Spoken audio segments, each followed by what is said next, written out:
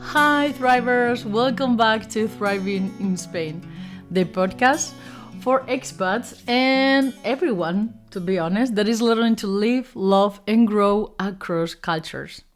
This is Vero, your favorite ontological coach, and today I want to talk about something very real for me lately: how to find balance between the parts of myself shaped by different cultures.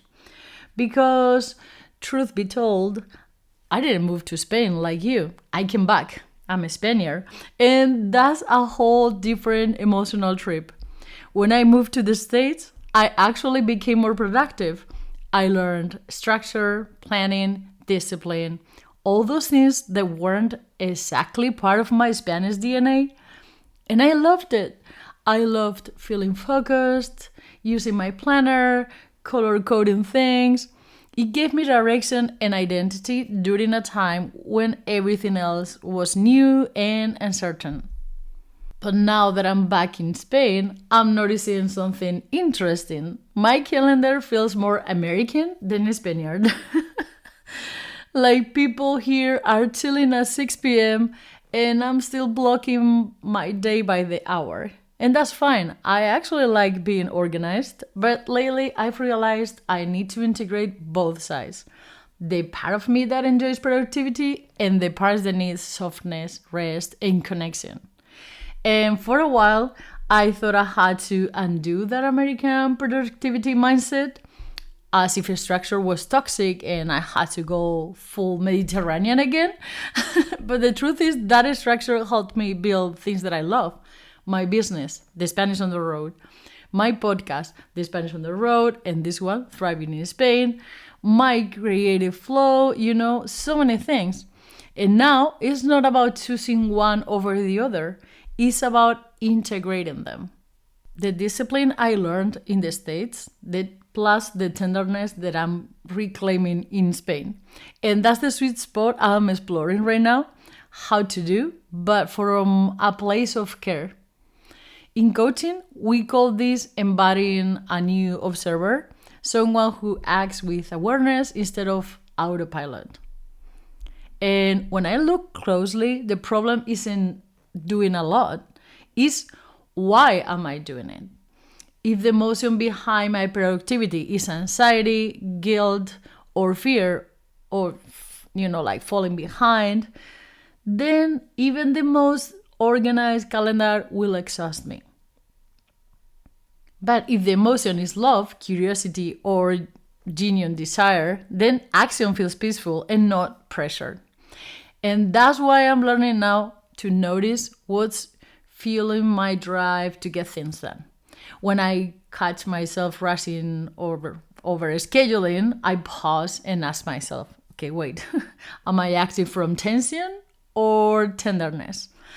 And that one question has changed everything so far the past weeks. So how do we build habits from that place of tenderness? Probably you're wondering this, and here's what's helping me. And maybe it'll help you too. The first thing is let your habits be cultural hybrids. If you love American style structure but live in Spain, keep the structure. Just add breathing space. Think of it as a Google Calendar with tapa breaks.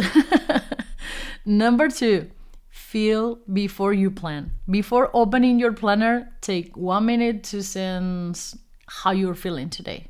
Tired, motivated, overwhelmed. Let that emotion guide you and decide how much you take on today. And the third tip that I have for you is review softly and not strictly. At the end of the week, ask, okay, what brought me energy? What drained it? And how can I make next week kinder for me? That's what I call tender review. It's not about performance, it's about presence and knowing how you're doing things, where are you going, it's a reflection. It's about presence.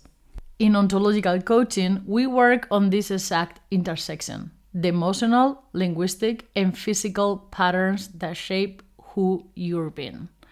Because sometimes What needs changing isn't your to-do list, it's your relationship with yourself while doing it. We work on identifying those internal voices, the productive one, the tender one, the fearful one, and helping them collaborate instead of fighting each other. And that's the real integration work. If this resonates with you, if you are also navigating this in-between space of cultures, emotions, and identities, this is exactly what we explore in my one-on-one coaching sessions. We combine emotional awareness, gentle structure, and cultural insight to help you create habits and life rhythms that feel like you. You can learn more or book a session at www.thespanishontheroad.com/coaching for expats. The sessions are available in English and obviously in Spanish because, I'm a Spaniard, whichever feels more home to your heart that day. And I want to close this episode with a little reflection. Maybe you don't have to choose between hustle and siesta. Maybe your best rhythm is somewhere in between. This week, notice how you move through your day, and if you catch yourself rushing, pause and whisper. Tenderness first and action after. Because remember, you are not surviving, you are thriving. I'll see you next time.